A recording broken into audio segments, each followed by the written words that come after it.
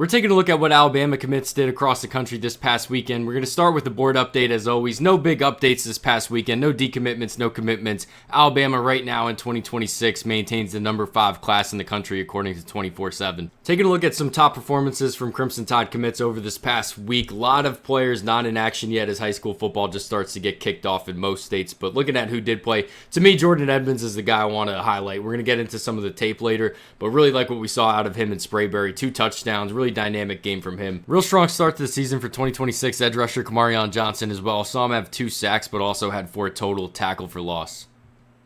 Moving on to the highlights, we're going to start with 2026 quarterback Tayden Kaawa. Threw a real bad pick 6 to start the game. Took some bad sacks as well, but really picked it up as the game progressed. Started hitting a lot more throws.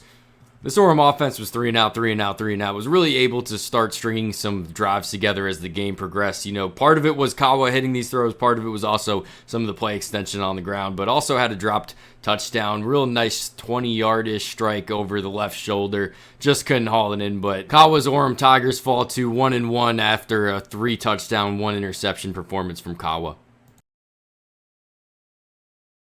Not able to find a whole lot of stats on Cederian Morgan, but was able to find this long touchdown on Twitter via Bama Preps FB. Morgan's one of the top 2026 receivers. Really excited to see him in Tuscaloosa after this upcoming season. I think this is a guy with real potential to be a difference maker early.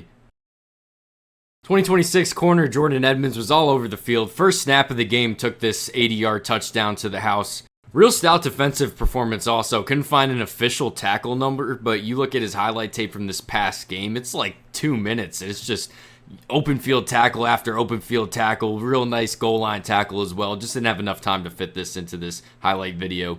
Finished with 2 receiving touchdowns. I don't think this is a guy that we're really going to be talking about as a two-way player at the next level, but really like the change of direction, just the flexibility of the hips that shows on the offensive side of the ball. Really projects this guy as a real effective corner.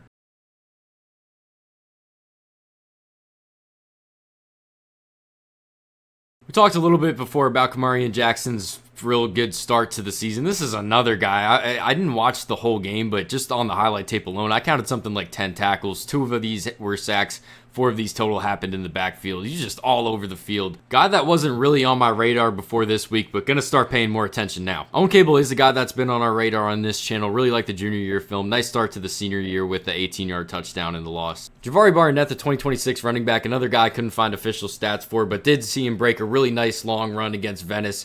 Tampa Bay Tech ended up winning this game pretty handedly.